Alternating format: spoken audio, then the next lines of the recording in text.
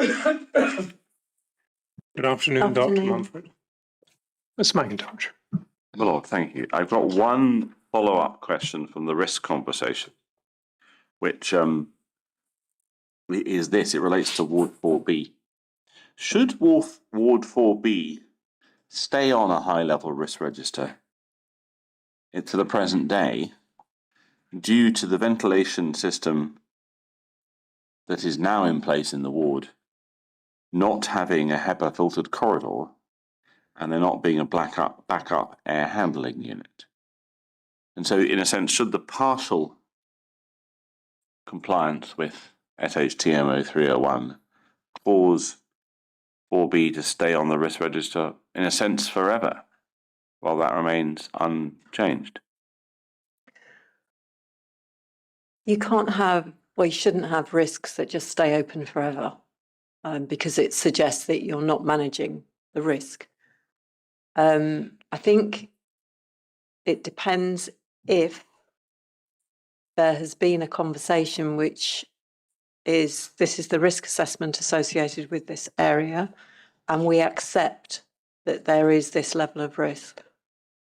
And that would enable you to close the risk and accept that level of risk within the So if you decide that you're going to accept the ventilation system in 4B as it currently is completed that doesn't quite meet HHTMO 301 standards, yeah, and you make that decision, would you close that off even if the mechanism to do that involves some form of a continuous mitigation plan in the way you manage the patient, for example? Or does the fact that you're still doing something, which you might well be doing, mean you have to keep it on the register? Only if you need to keep changing that. If you reach a point where your business as usual, so the standard way in which you manage the patients and that environment is no longer going to change, and you accept that that is how it is going to be, then you can document that decision-making process alongside an updated risk assessment and close the risk. Thank you. What I want to do now, Dr. Mumford, is move to effectively back to where you were with your report last year. And so your report, which is bundle 21, volume 1, document 4, had at page 128, so bundle 21, volume 1, document 4, page 128, had a scope of the report and evidence considered section. And if we jump on to the next page, we see that you had 3 different sections. Evidence of the water and ventilation systems being in a state that creates an opportunity for patients to be exposed to pathogens, infection patterns, and the prior reporting and analysis of others on the question of infection link. Now, with the exception as possible, or possibly the new evidence about pre-filling the water system, is the main area of new material the infection pattern section?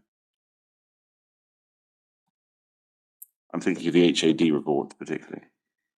Yeah, I think that even though it's come out eventually with the same answer as everybody else, yes, that would be the new evidence. And would you, and Mr. Mukherjee's work falls within the infection pattern section as well? Yeah. Right, what I'm proposing to do is to discuss infection patterns. So we jump to page 130. You listed the Annex F of the Oversight Board report, a timeline. Mr. Mukherjee's report is 8.20.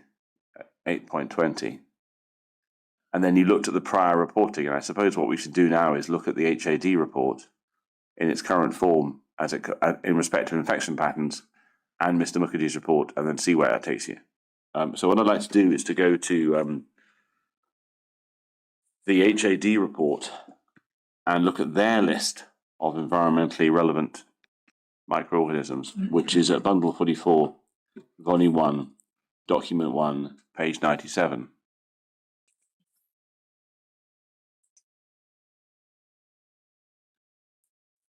This is tables 11A to 14.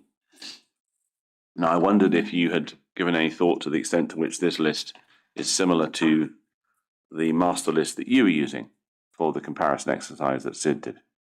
Mr. Mukherjee. It's similar. There are obviously some bacteria which don't appear on the QEUH list that we were working with, because we didn't look at any infections that occurred in York Hill. And we didn't look at any infections which were primarily, which were first detected on wards outside the Schiehallion unit. If we look at the HPS groupings of infections, that's bundle 7, document 6, is the October 2019 HPS review at page 219. We have 4 groupings there: gram-negative bacteria, gram-positive bacteria, environmental bacteria, and then environmental including enteric group. Do you have any views about the similarities or differences between your master group, the HAD group, what we just looked at this first page of, and any of these groups? So the HPS list was included in the comparison that we did to come up with our master list. I must admit, I haven't compared that list with the HAD list. So I can't be 100% sure that there aren't organisms on that list which aren't on that are on the HAD list that aren't on our list. But we took this list and we took the CNR list and so on, and so we had the widest. I think we had widest possible. So I'd be surprised if there was anything in the HAD that we hadn't included. If I remember correctly, Professor Hawkey gave evidence that the environmental enteric group, I think Ms. Cairns as well, there's been a sort of general view that the environmental enteric group might not be too dissimilar from Professor Hawkey's environmentally relevant group in the HAD. Do you have any view about that? For the purposes of looking at the differences in trends in epidemiology studies and things. No, because those on the enteric list, those organisms were the environmental including enteric group. The additional organisms there were in our master list. Right. I wonder if we can go back to the HAD reports. That's bundle 44, 41, document 1, but this time to page 117. Now, there's figure 21, which is bloodstream infections attributable to organisms with no environmental relevance at York Hill and Queen Elizabeth, with a fitted line saying change over time. And over the page on 118, there's the same, but for environmentally relevant organisms. Now, when you saw these two charts, did you have any views about their value? I thought that because they were comparing the QEUH with York Hill, that perhaps wasn't the best comparison, given that the length of time of it was much longer, but also comparing it with the York Hill and saying, so it's okay because it's the same, is not ideal. You would hope that with what they thought they were moving into in the Schiehallion unit and QEUH was state-of-the-art protected environment and all the rest of it, that you would actually see a drop. So comparison with York Hill isn't really valid. It doesn't, because you don't know on a wider reference scale with more hospitals whether that's actually still a high rate. I mean, the HAD authors expressed the view that the comparison is valid because it's the same effective population of patients being treated by the same team in, broadly speaking, the same way, in the same unit, and therefore there are quite a lot of similarities between treatment of paediatric hepatology patients at York Hill and at... It's not about the treatment, it's about the environment that they were in, and you cannot, I don't think you can compare one with the other. I mean, I know no details about the unit at York Hill. I don't know what the ventilation was like. I don't know what the water was like. I think it's, you cannot compare it. You cannot compare the two, but the scale, only taking it by year, doesn't show you the true curve. Putting a line through it is not. Well, we'll come back to the line in a moment, just about the comparison, because we didn't have access to details of the units or the water system or the ventilation systems for Leeds, Cardiff and Vale, Oxford or Great Ormond Street. So why is there an issue about this approach when I think you would take the view there isn't an issue about the other approach?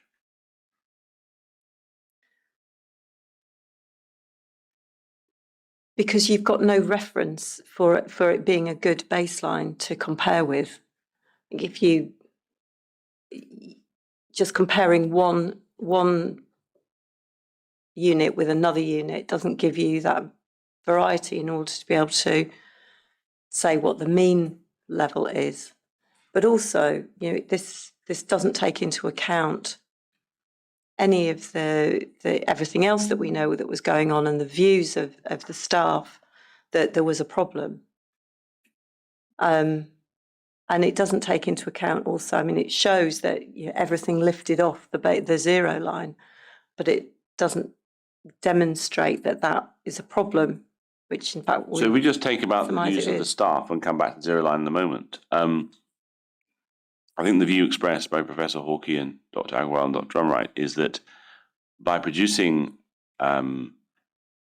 these charts, this analysis of BSI rates, almost in a sense in ignorance of what was going on at the time, they're not influenced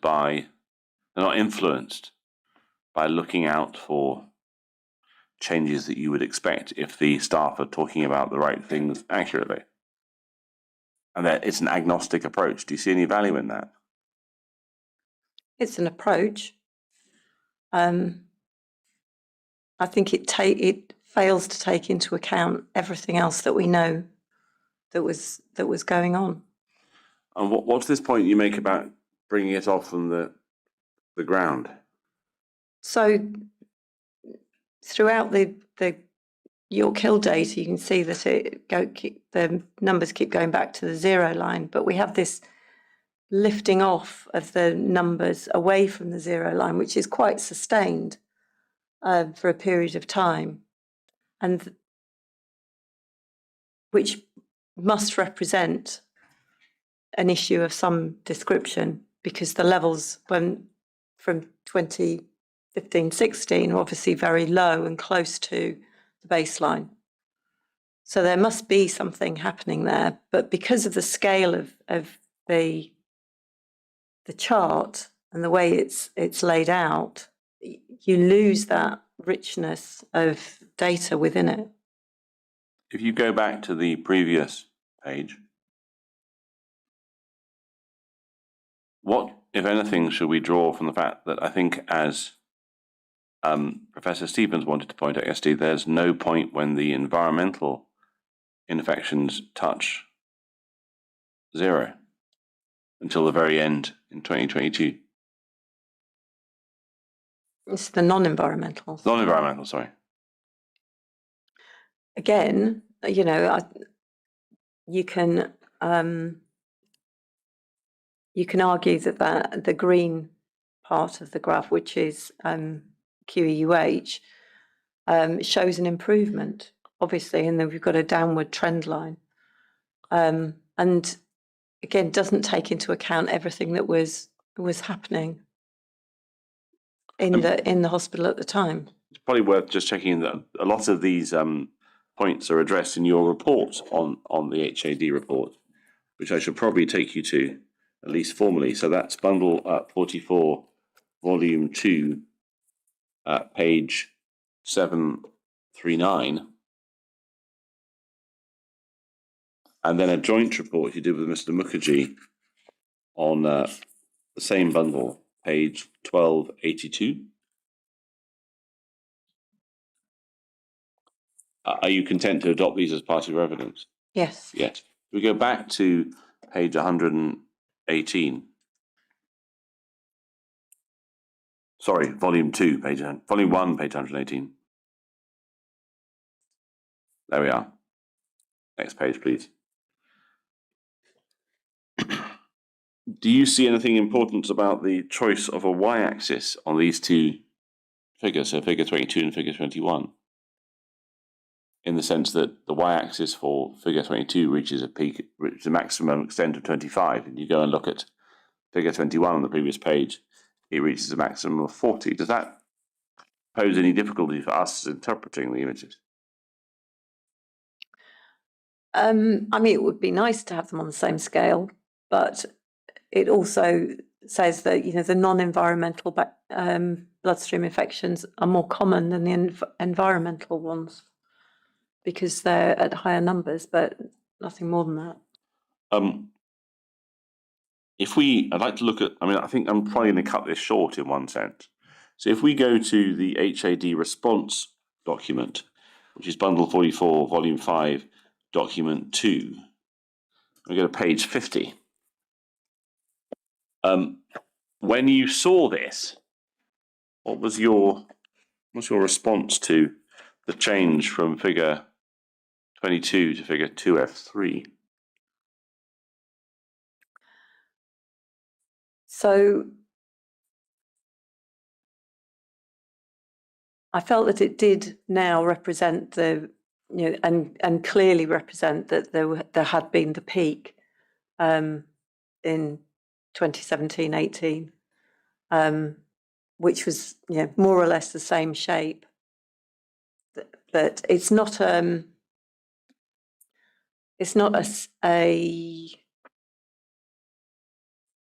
what's the word? I'm not used to looking at GAM charts. Right.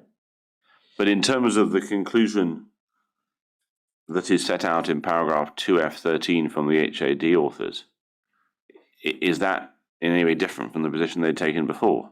Yes, absolutely, because in the first paper it was there's nothing to see here, but in this addendum it's clear that there is something to see and that there is a peak. If we go over the page onto page 51 and we see another GAM chart in 2F4 for the environmental, did you have the opportunity to listen to Dr. Drumwright's evidence in any part? I listened to a small part of it, but I found I got lost in the statistics. So I want to just put something which, if I recollect correctly, she was discussing. If we go back to the previous page, I think it was her who gave the evidence that when you look at a GAM chart, it's when the linear plus smooth line leaves the area which is shaded blue here, which is the standard deviations for the confidence interval, for the linear trend line, that you know something unusual has happened. And then I discussed with her what it might show. And what I wondered was whether you had seen a similar shape chart in other earlier epidemiological investigations that you've looked at as part of your report. Yes, so most of them do show that there was a drop. There was a reduction in the last half of 2015 after the move to the new hospital. So the number of environmental bacteria went down initially, and then towards the end of 2016 started to climb, and then we had the peak 2017-18, and then it started to drop again in 2019. So who are the authors we see that in? So I think the HPS report, I think Kennedy's report, certainly Mr. Mukherjee's report. So if we look at HPS first, that's bundle 7, and we'll start with the situational awareness report. So that's bundle 7, document 5, but at page 204, 205, we have a situational awareness report and the list of slightly different bacteria groups at the bottom. If we go on to page 210, figure 3, we have the environmental group from this study. So did you use this report in your earlier original report for the inquiry? Yeah, we did refer to it, yeah. And so how does this report, in your eyes, connect to what Dr. Drumwright and her colleagues ultimately found? So this shows that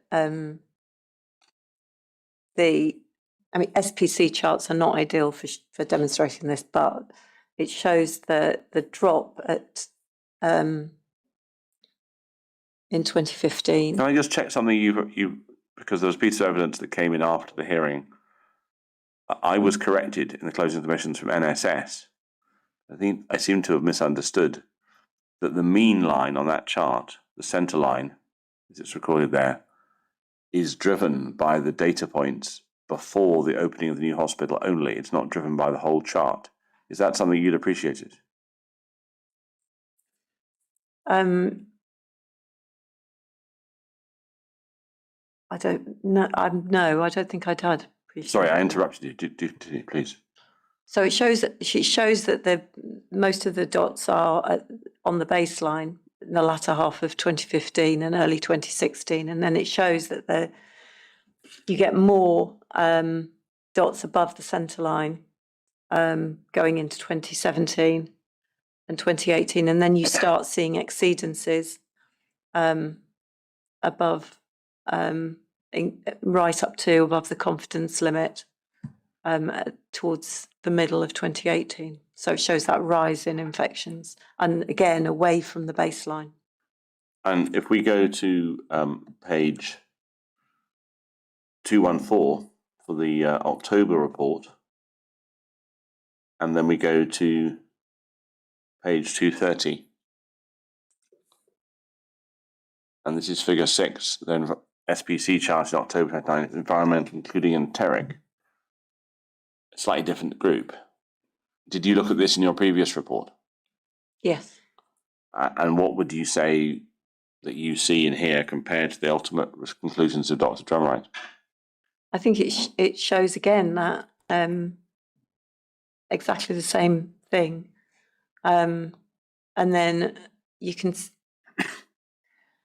the lowest dots come back down to the baseline in 2019, and then sort of settle more around the midline. But so it shows very much the same thing.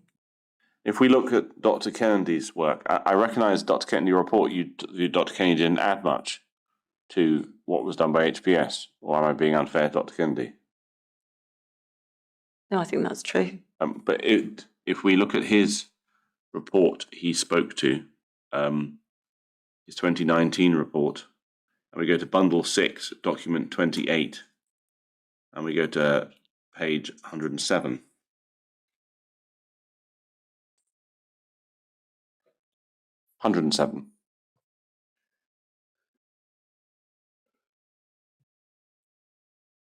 And this is the chart he spoke to in the final report that he produced.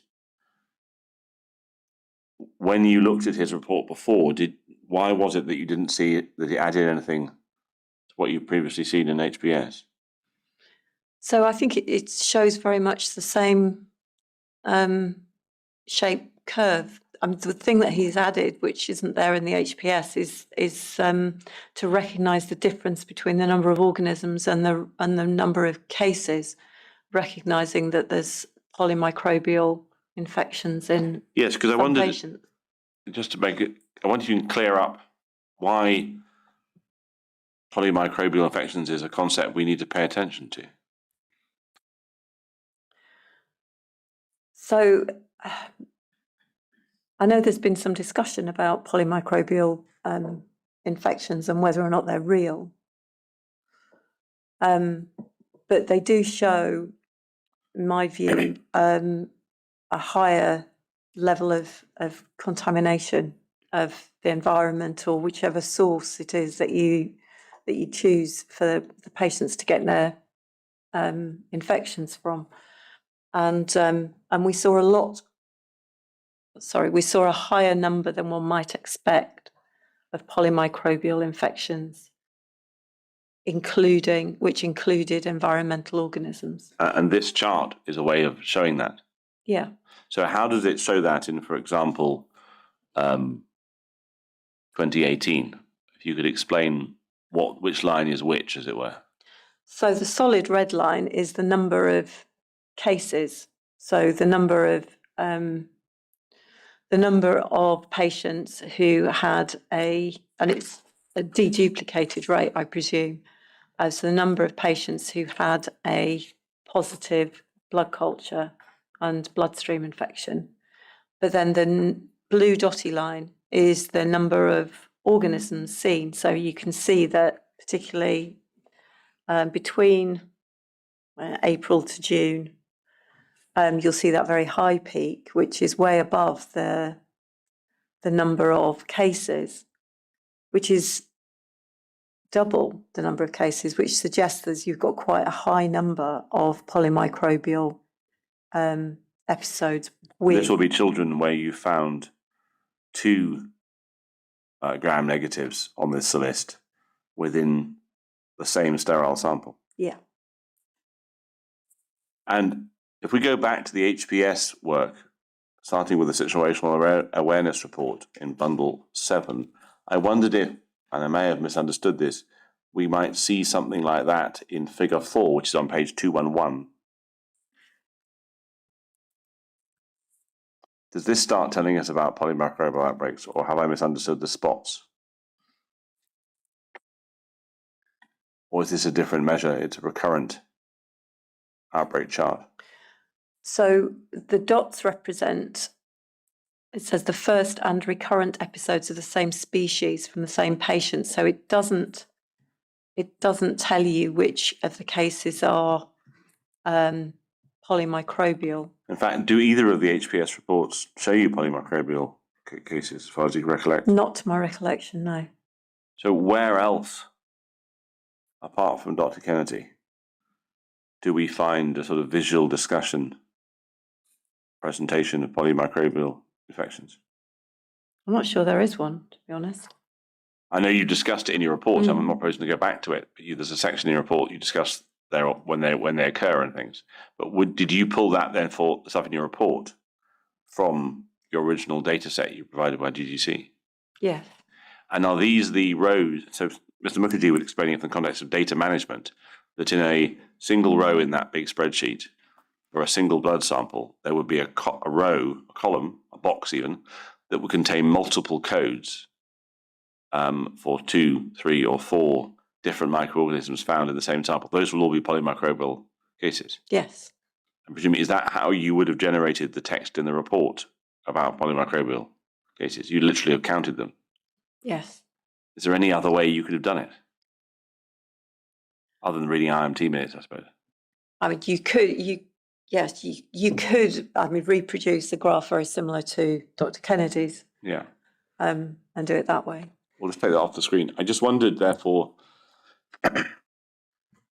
if we're thinking about the incidence of infections, as you called this section of your report, you had the access to some previous analysis by Dr. Kennedy, by HPS. Did you actually consider Ms. Harvey-Wood and Dr. Peters' charts when you wrote your report? Yes. Yes. But those 3 sources. And then you've also had HAD and you've had Mr. Mukherjee. Just going to correct myself. I don't think I'd seen it when we wrote the reports, the Peters and Harvey-Wood report. I think we saw that subsequently, I think. Well, I think we should probably just look at it for that reason, just to give you opportunity to... But I'm not 100% Sure. We'll go to bundle 19. Well, actually, no, you must have done so because it's in Did I bundle mention 19. it? Yeah. So the fact it's in bundle 19, we would only have put it in there if you'd referred to it in the Okay, report. so we did, yeah. So you did, right. If you want to go to it, tell me, but could it be the case that that report doesn't do rates by No, that bed does date? numbers. It does numbers. Yeah.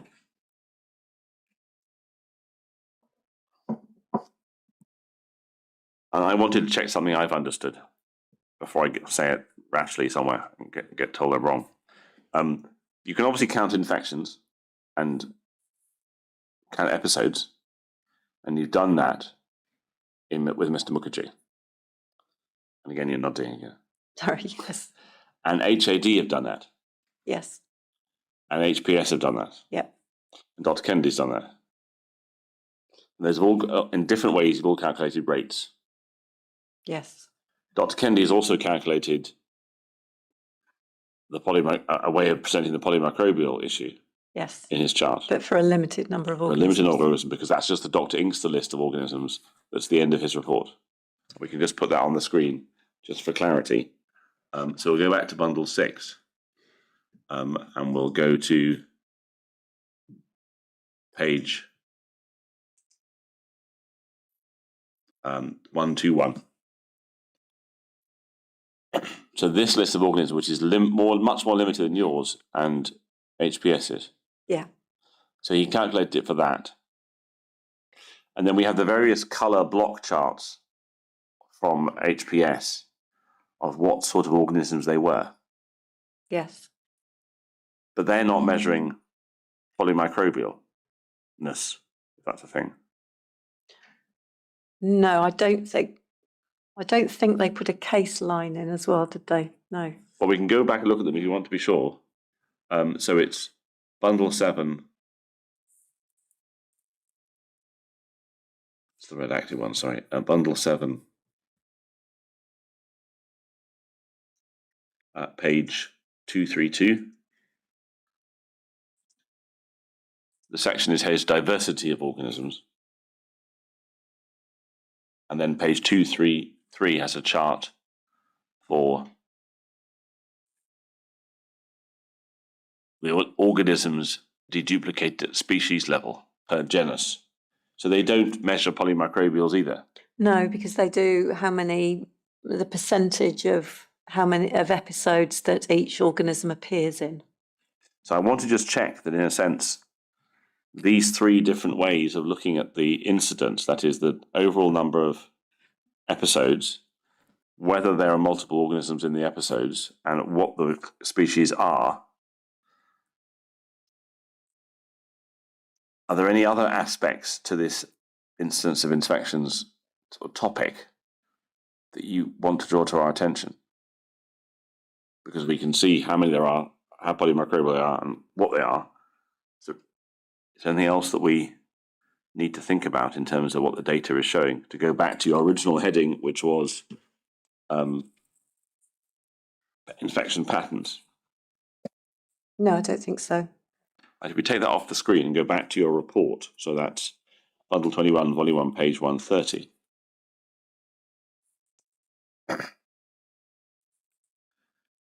You've looked at those sources, and then you've looked at the source 3, the other reports, which will jump over the page to 131. What I wanted to do now was to ask you to consider the idea of what Dr. Drumright referred to as counterfactuals in understanding her charts. Now, you're not an epidemiologist. No. But you are a microbiologist and infection control doctor. So if we go back to page 50 on the HAD response documents, that's bundle 44, volume 5, page 50. And we make that the whole top half of the screen, the whole screen. And we try not to worry about the fact it's a GAM chart. I discussed with Dr. Drumright 2 scenarios that she'd been asked to investigate. That is the widespread contamination of the water system and inadequate ventilation. Now, I think she would say She didn't know what the nature of the widespread contamination was or how the ventilation was inadequate, but she knew that was two things she was looking for. But you do know what's been suggested about those two things, don't you? Yeah. Yeah. So she also suggested some counterfactuals, which Mr. Mukherjee referred to as confounders. Are you familiar with either phrase? So counterfactuals is not a phrase that I would use. Confounding factors is probably something that is more likely to me to come up with. How would you define a confounding factor? So a confounding factor is something that complicates or goes against your theory. It's, you know, if you think that you know the mechanism of how an infection arises, then a confounding factor is something that would present an argument to change your thought process on it. But if what is meant by counterfactual is an alternative mechanism by which this effect could be caused, would that still be a confounding factor? Yeah. Right. Now, over the discussion with Dr. Drumright, I think she had 5 or possibly 4 counterfactuals, and I want to suggest them to you and ask you to think for your comments. A, are they plausible or not implausible? I think the way I put it with her. And then once we've done that, we might see where you see them sitting in her data. So the first one was line infections. Now, am I right, Nikki, that you're familiar with the work of the Clousey group, and we don't need to go to documents about that? And then she also discussed the impact of single room and nursing pressures. Is that something that you saw or discussed in your report? To some extent, but not. We didn't overly concentrate it on it, I don't think. I appreciate we'll have to go through all the evidence we reviewed, but of the material you reviewed, what discussion was there of single rooms and nursing pressures causing as a possible cause of increasing infections that you remember seeing? It's actually very little. I don't think that it came up in any of the PAG or the IMT minutes that I read. I mean, it's a well-known phenomenon that if you put all your patients in a single room, the nursing pressure increases enormously because all your patients are behind doors and you can't see them all, and it takes a lot more. It takes a higher ratio of nurses to patients in order to be able to provide good care and safe care. But is it not implausible that single room nursing pressures might have a part to play in the numbers of either environmental or non-environmental BSI that the HAD see? I think that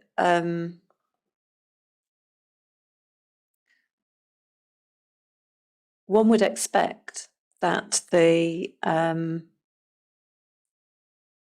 number of patients, the number of nursing staff to provide safe staffing levels on a unit such as the Schiehallion unit had been carefully assessed, and that it wouldn't be a huge problem.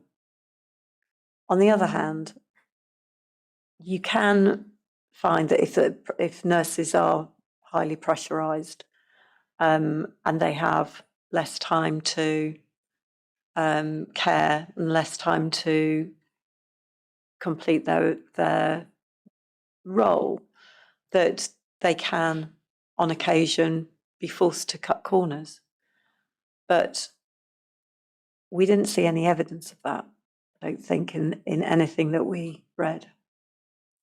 Would that include the CNR overview report and their discussions of nursing and nursing practice?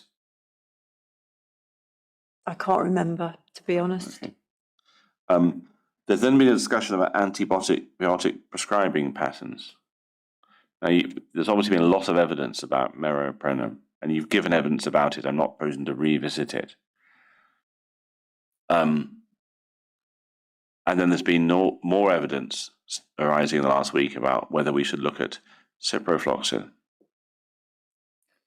From your perspective, having looked at all this material, Was there any evidence to suggest that ciprofloxacin or meropenem was driving infection rates?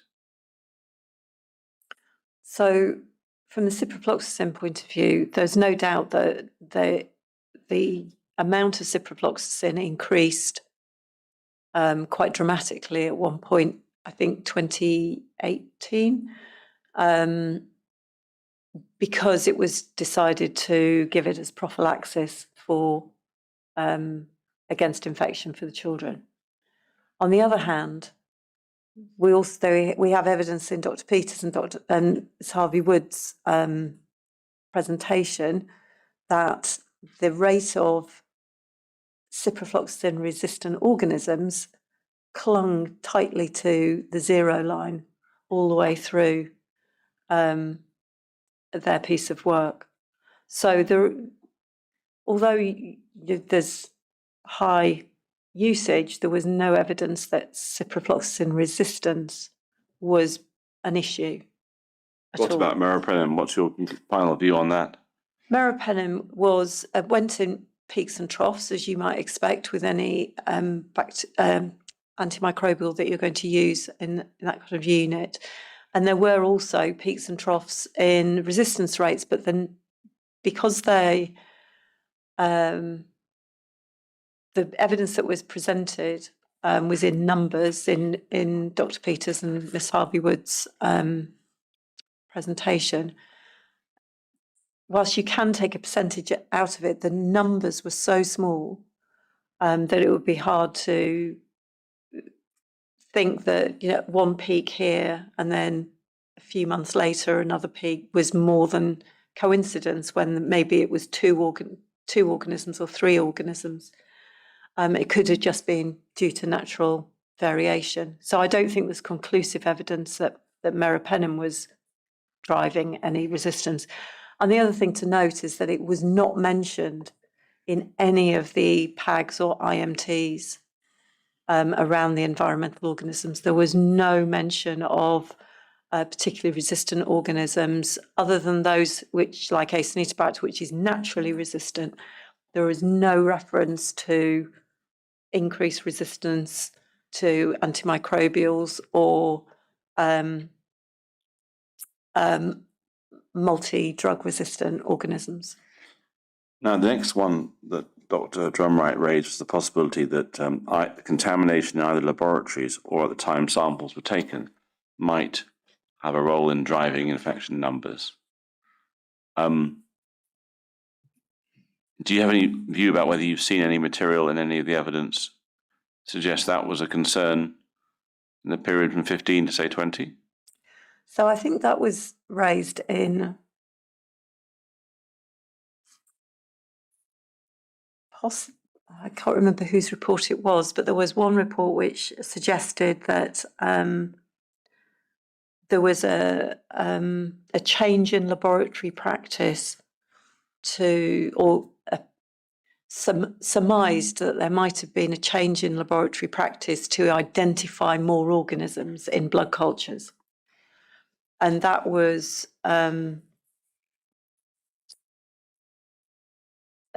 clearly not the case, because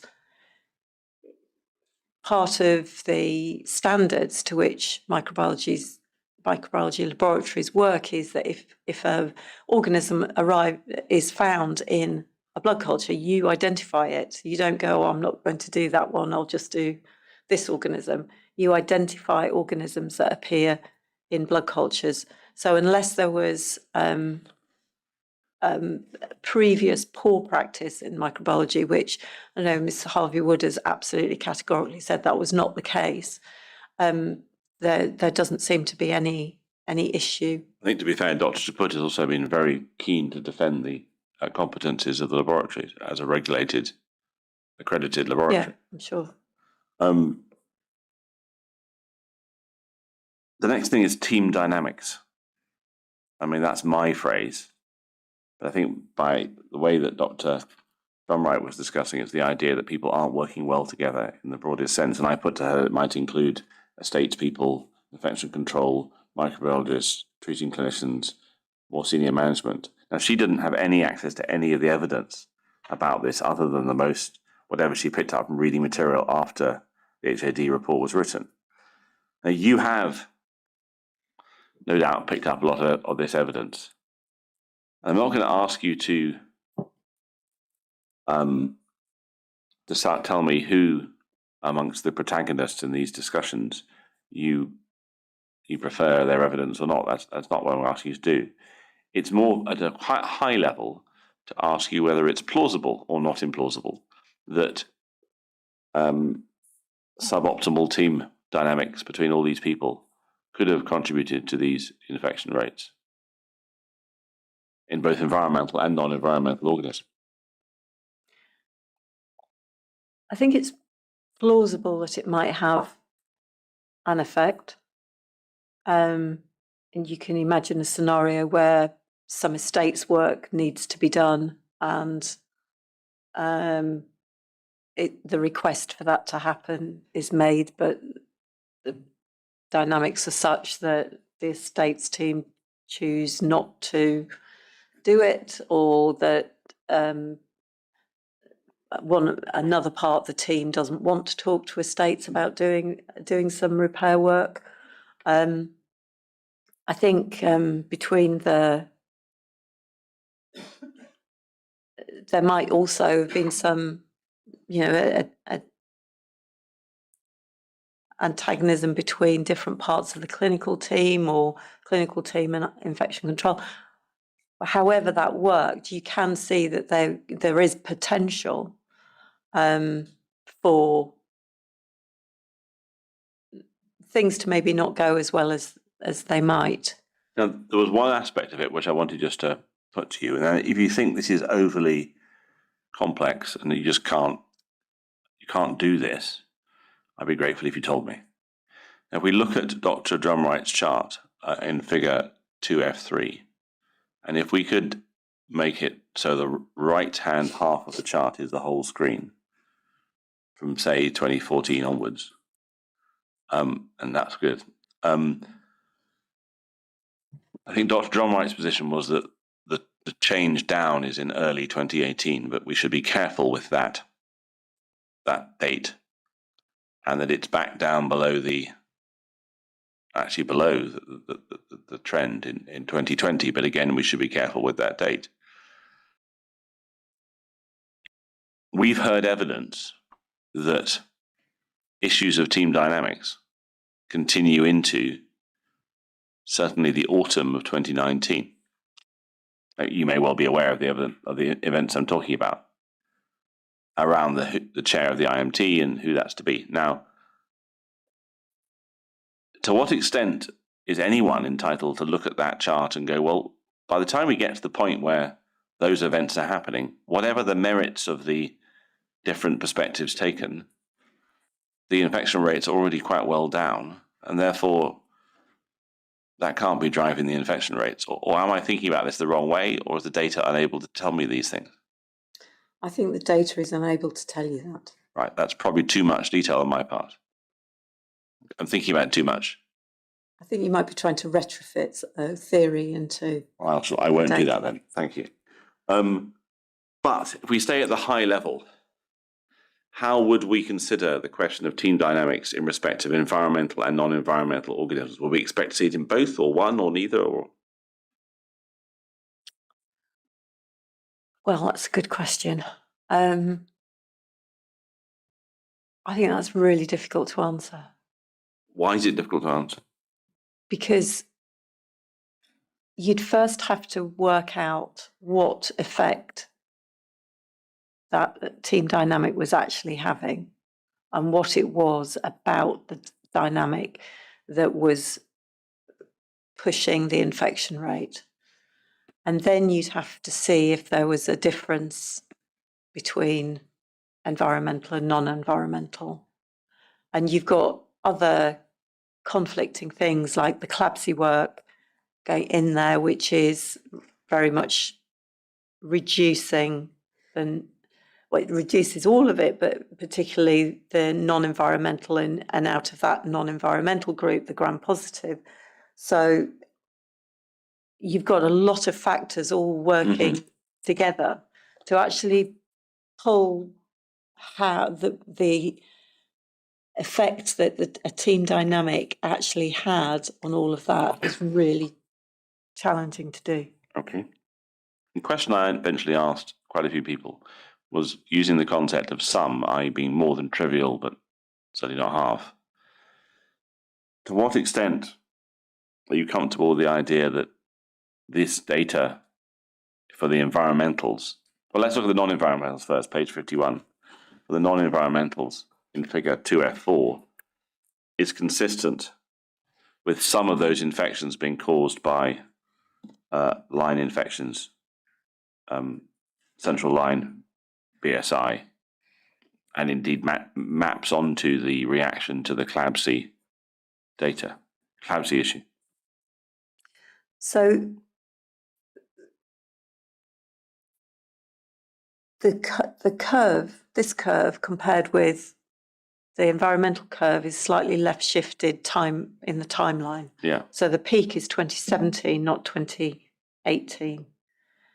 My recollection is that the CLABSI work started in 2017. Well, let's go and look at that, the chart that was produced at the end of that, which is the presentation by Dr. Kennedy and Ms. Rogers, September 2019, bundle 27, volume 13, document 13, page 77.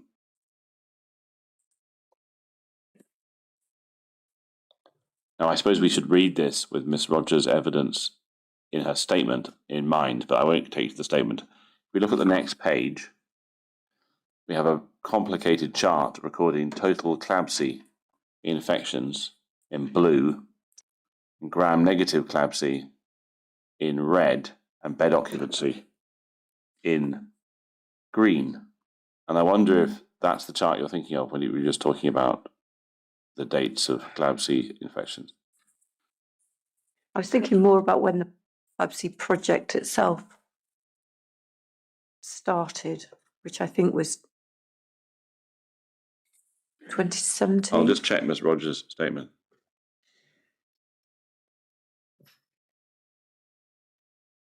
It might have been 2018.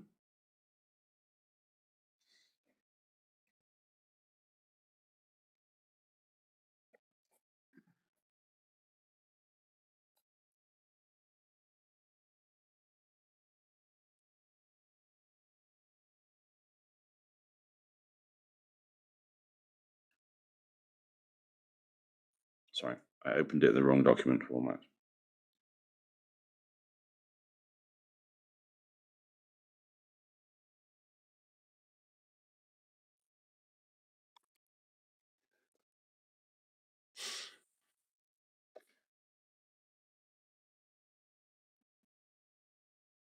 I'll take a moment to open. I want to get this right. So, looking at Ms. Rogers' statement,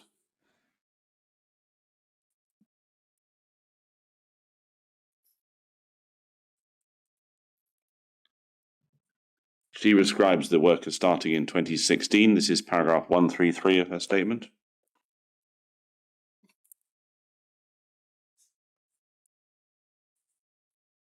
She describes the main quality improvement group starting in January 17. That's paragraph 143 of her statement. And the first meeting of the CLABSI group is in May 2017.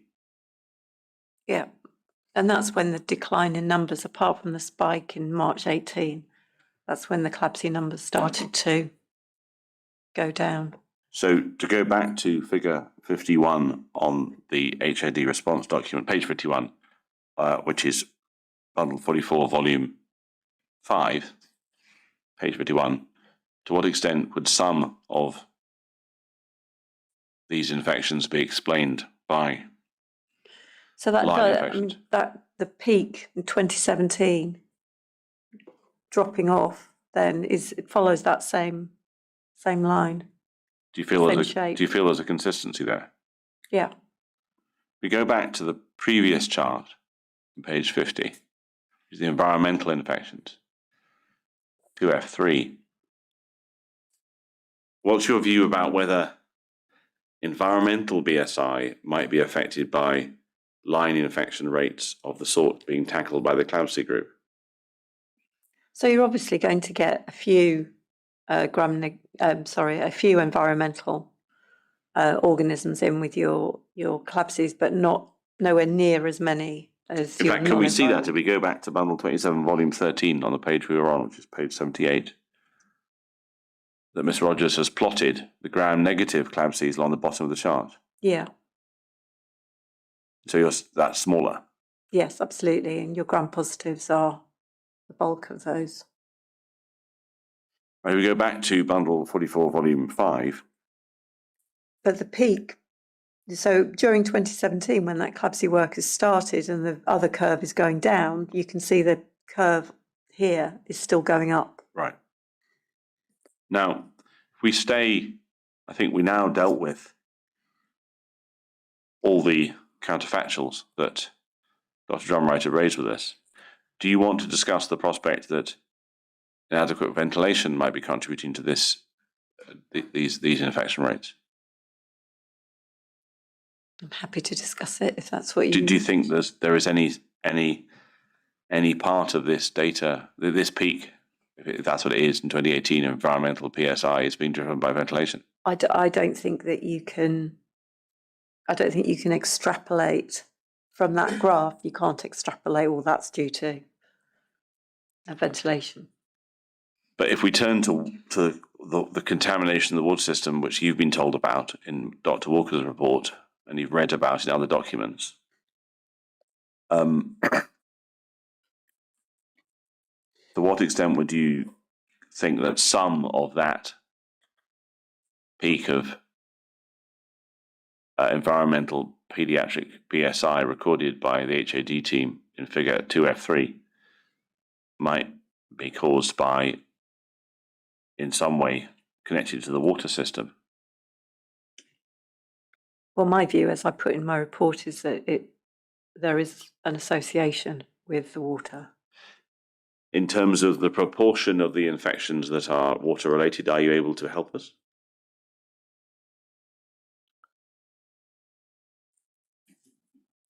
So to give us,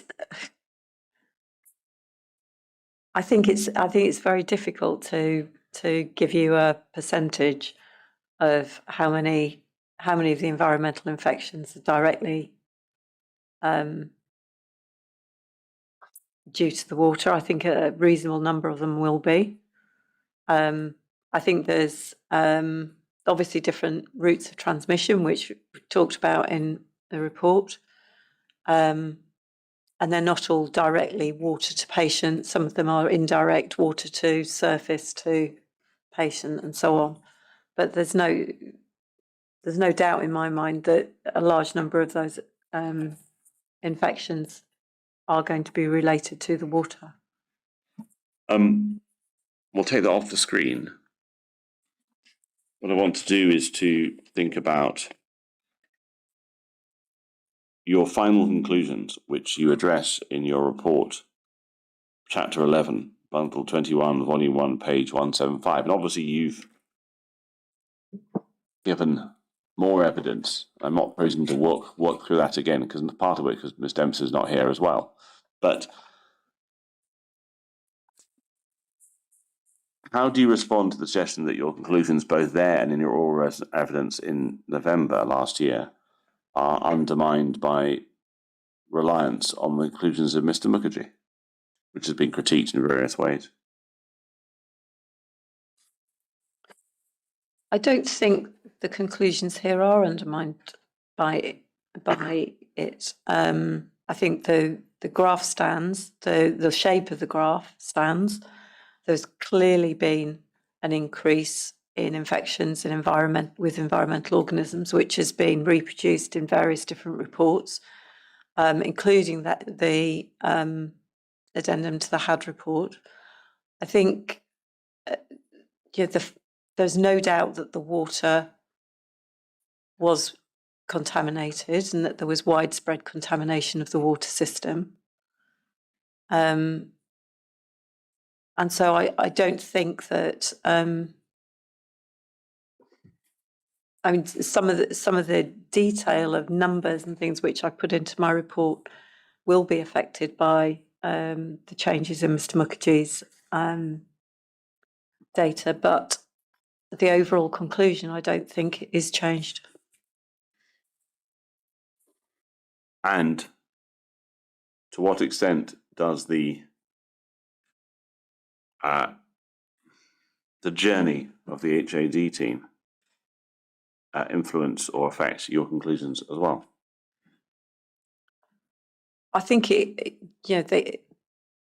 having had more information, they concur with a lot of the views that have been expressed to the inquiry. So I think they now believe that there is a peak of infections and that they can demonstrate that there was a peak, and they accept that there was contamination of the water. I don't think they do accept that. They don't? No, Okay. I don't think they do accept that. I'm not sure that's Professor Hawkey's position. Okay. But in terms of the data, you might well be right. But let's go to page 179, which is your final paragraph. On the balance of probabilities, our expert opinion in the cases of environmental gram-negative bloodstream infections, macroinchyloni, cryptococcosis, aspergillus strongly associated with contaminated water and wastewater system and inadequate ventilation systems on wards 2A, 2B, and 6A. Now let's deal only, we'll pull out of that reference to cryptococcosis, aspergillosis, and the ventilation system. So just look at it in respect of water. Do you stand by that conclusion, or do you want to adjust it in any way if we ignore the ventilation aspects? Yes, I think that stands. I haven't seen any evidence to change. And when it comes to aspergillosis, you've obviously seen the work done by Dr. Drumwright and Mr. Mukherjee on statistical significance of changes in rates, if there are any changes. Yeah. Does that affect your conclusion about an association between the ventilation system and aspergillosis infections in the Shahadian units? I think there was clearly a risk, and a risk that was unnecessary for those patients. I think that I might not say that it was strongly associated, but I would say that it was associated. So even though Dr. Agarwal's data, albeit he's the only person who's tried, and Dr. Drumwright and Mr. Mukherjee's analysis can't find a statistical significant change in rates between the two hospitals, you still feel it's associated? I think the risk is clearly there. So what's the risk in your eyes? The HEPA filtration was absent, that you were recycling air through the thermal wheel, that there was potential for build-up of dust and therefore spores on the chill beams, that the rooms were negative pressure when they should have been positive. I think there is certainly that there is an associated risk which was avoidable with the ventilation system. But isn't the results of Dr. Agarwal's numbers and Mr. Mukherjee and Dr. Drumwright's calculations to show that even if there was a theoretical risk, it didn't actually happen, and therefore is associated the right word to use? I think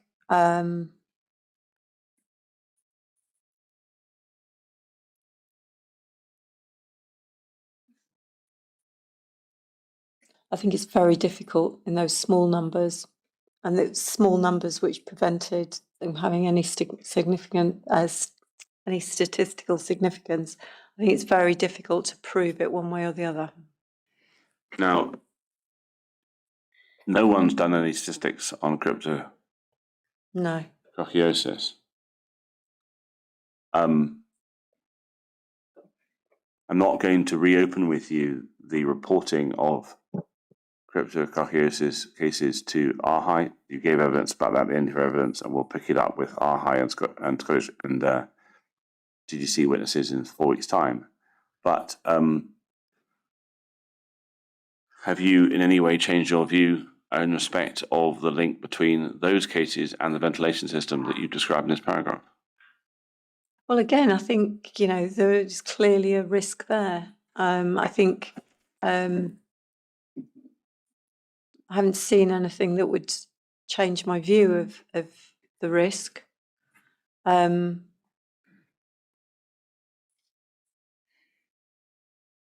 So no, I don't think I would. There's clearly a lot of cases of cryptococcosis. When you say a lot, you mean? Well, I think more than one would expect. I mean, you did attempt to, was it Mr. Bennett attempted to work out what the national rate was for cryptocurrency and didn't succeed in his own eyes? No, because it's very difficult to get the data. So what I'm wondering is whether your conclusion of a strong association with the ventilation system for cryptococcosis can be criticised simply because there's so little evidence that you're making a sort of leap of judgment based on a theoretical risk. Possibly, but it's an opinion. But and I think, on the balance of probabilities, it's surprising how many cases of cryptococcosis there have been in such a small geographical area and associated with the same hospital. So the other question I wanted to ask you about this was just to sort of look at level of confidence or volume of evidence, different ways of doing this, because obviously the inquiry has to make a determination on burden of proof and its own standards, and that's for the inquiry, not for you.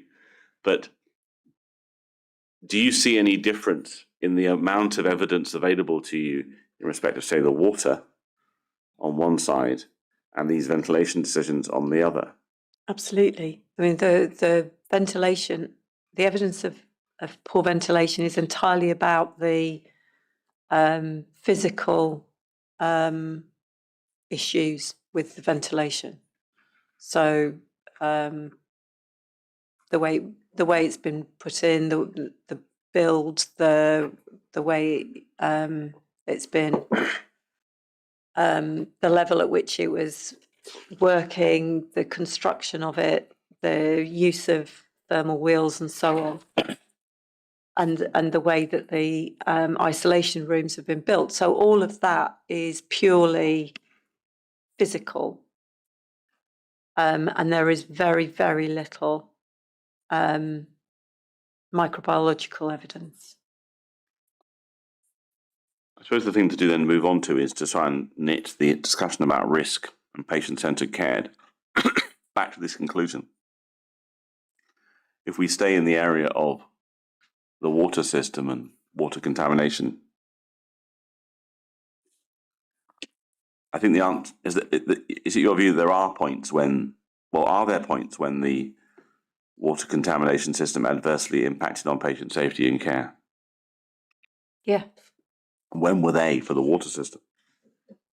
So I think we as far back as the very first case of Mycobacterium chelonae. Sorry, take that back. The very first case of cuprividis. In 2016? Yeah. Is that the aseptic pharmacy case? Yes. So there you have a proven link between the pharmacy sink and the case. And that's absolute evidence that it has impacted on patient safety because that patient required an infection. From the evidence available to you, when does that impact cease? I think probably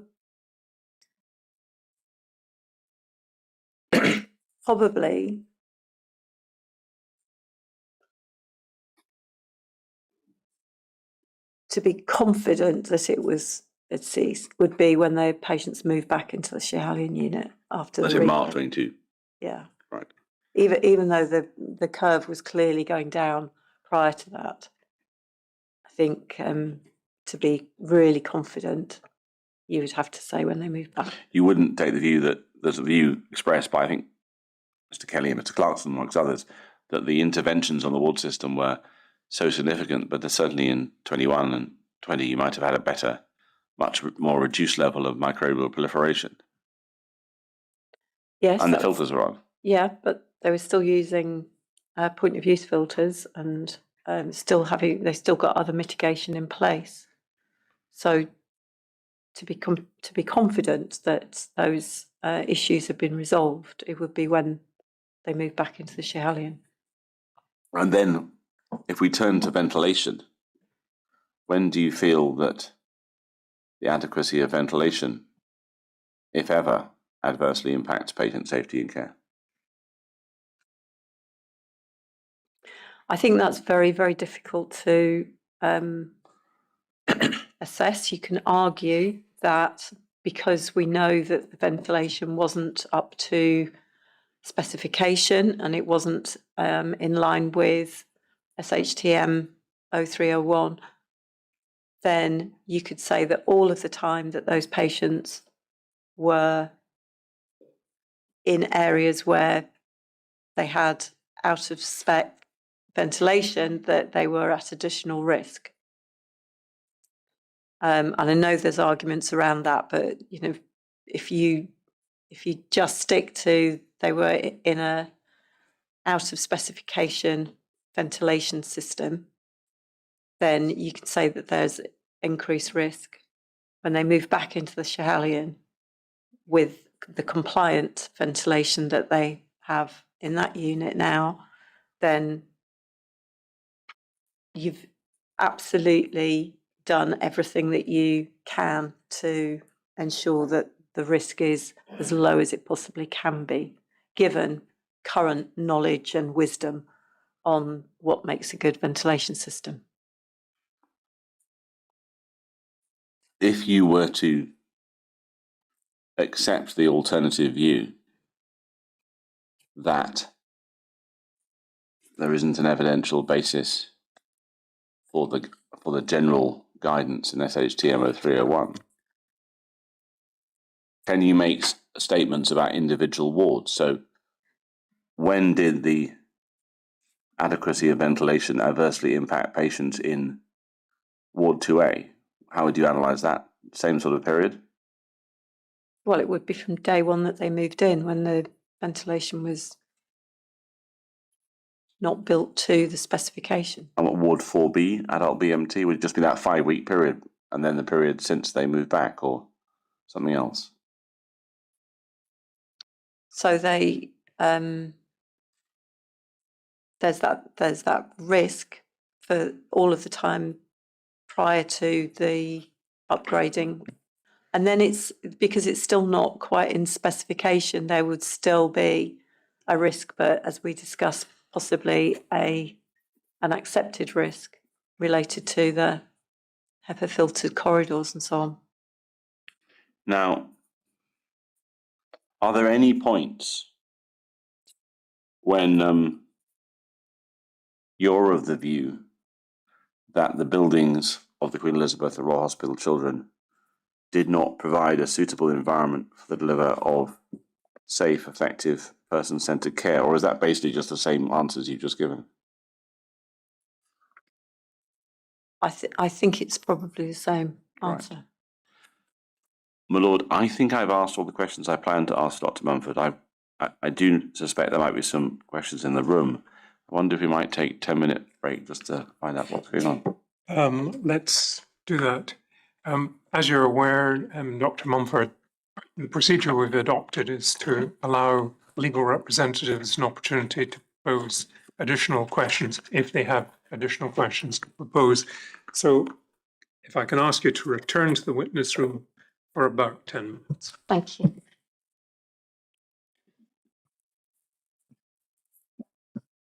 Stand.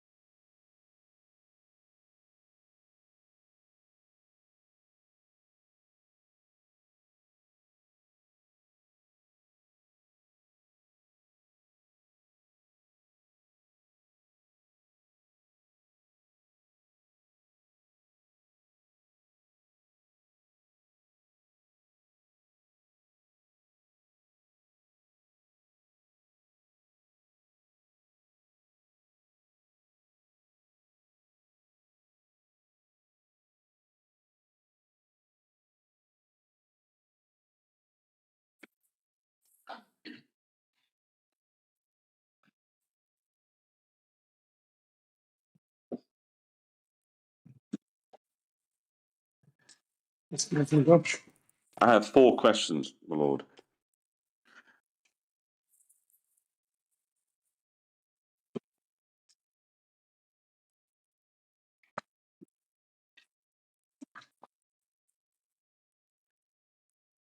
Four questions. Thank you. Dr. Mumford, my first question relates to your aspergillus conclusion that you removed from it, went down from a strong association to an association, and I wondered.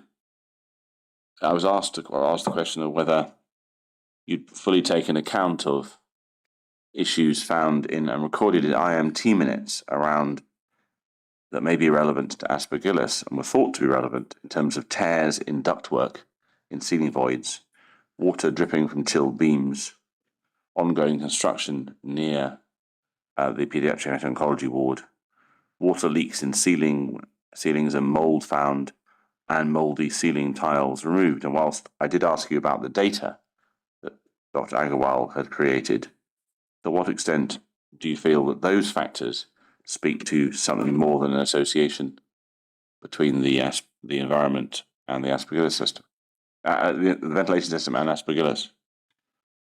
So I think they do have to be taken into account. I think I mentioned some of them, but not all of them earlier. But I'm not sure. I'm not sure if, given the, I know I said I thought the numbers were so small that was why we couldn't get a statistically significant, or possibly one of the reasons why we couldn't get a statistically significant difference. But I do wonder if the lack of that statistical difference does have to kind of temper my previous conclusion on it. So I do believe there is an association, but I'm not sure that there is enough clear evidence to say it's strongly associated. Okay. Now the next thing turns to Mr. Mukherjee's calculations. Now, you were explaining how you were aware that his latest calculations reach a conclusion there is statistical significance between the difference between the overall Shahanian rate, as inspired by Dr. Chaput's observations, and the overall comparator rate, including the right-hand column of Great Ormond Street. Yeah. And he set that out in his own opinion, and you don't feel that you're qualified to assess whether he's accurate in terms of statistics. Have I got that right? Well, I wouldn't know how to reproduce them. No. If he was shown that his correlation analysis that he's recorded in that table, and we're providing the background tables to core participants, was flawed, how would that affect your final conclusion? I think I would have to rely more on the data in other people's papers. So, you know, the finding of the same shaped graph in every report, the increase and then followed by the decrease in cases. I think that's really important, because it shows that everybody is finding the same out of the data that they work with. So I think I rely on both Mr. Mukherjee and all of the other authors of papers that have done statistical work and shown the same graph shape, which shows a significant increase in cases. On the comparator unit, I think we're confident about the GOSH data, and even the GOSH data on its own. Even if you took out all of the other comparators, if we're not, if you say that we're not 100% certain that his interpretation is correct, we are comfortable with the GOSH data, and the GOSH data as a comparator does show that significant difference in the data between GOSH and Schiehallion. Thank you. This is a rather specific question, which I'm sure you can work out the context it's being placed in. If you move patients from one part of a hospital to another in order to mitigate a risk arising from the environment, should you ensure that in the new location they're not exposed to the same environment? Well, ideally not. And I think this is one of the issues with moving the patients to 6A was that the same, there was issues encountered in that environment too. Again, there was no HEPA filtration, and mobile HEPA filtration machines had to be put in. There was need to decant the patients into CDU in order to do some rectification in the ensuite bathrooms or shower rooms because of mould and so on. So I think, yes, in an ideal world, you would want to put them in the safest possible place. In reality, that is not always what happens. And my final question is, turn them back to consent. So if you, when I say you, if a hospital management, consultant team, sector, whatever, has to treat patients in a space that is not built in compliance with Scottish Government guidance, particularly guidance that's been around for a bit, do you think that those patients have to be told and have to be able to have consent to being treated in a building that doesn't meet guidance for their country?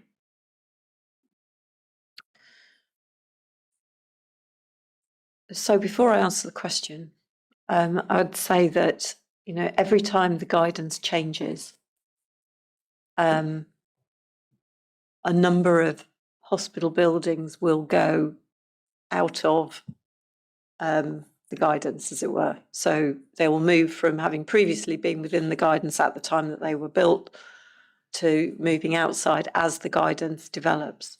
So as we stand today, not all hospitals in the UK are compliant with SHTM 0401 or 0301 because the guidance develops at a greater speed than hospital buildings are upgraded. So with that caveat, if you were, I think it depends what the risk is that's associated with it.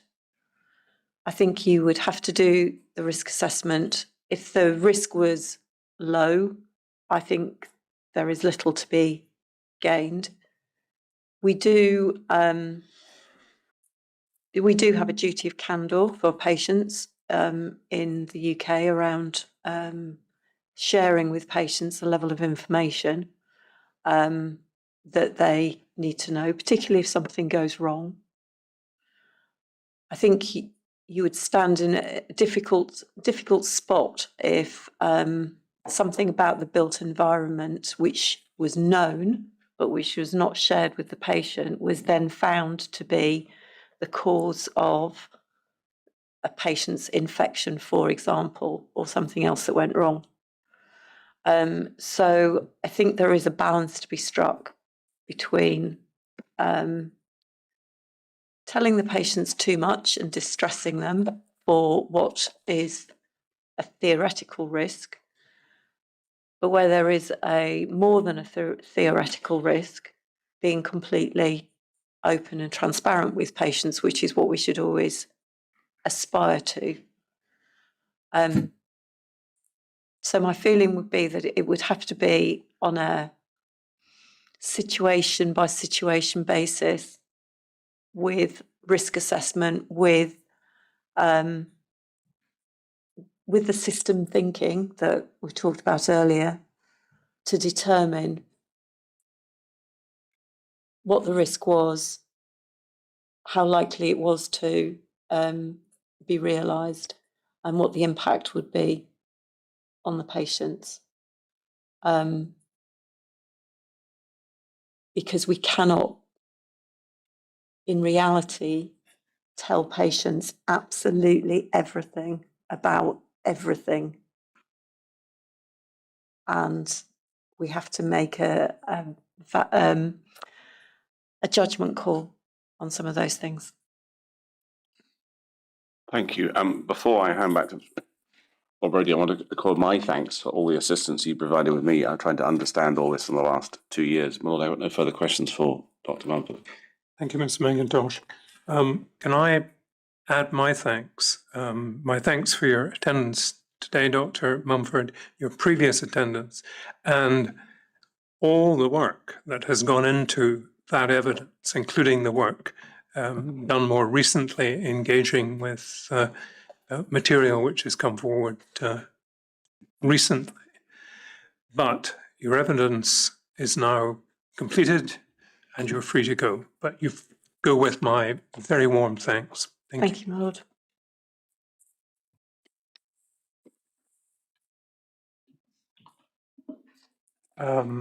Well, that concludes our proceedings for today and this week.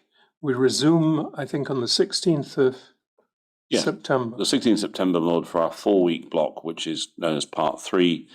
A witnesses list is occasionally being adjusted for availability, but we should be with core participants in the next week or so, along with an opening note. And the final version of Direction 12 will also be issued as well. Right. So the opening note has not been distributed Not yet, no. but will be shortly. It will go out with a witness as will a Direction 12 on closing statements. But thank you very much, everyone, and enjoy your weekend.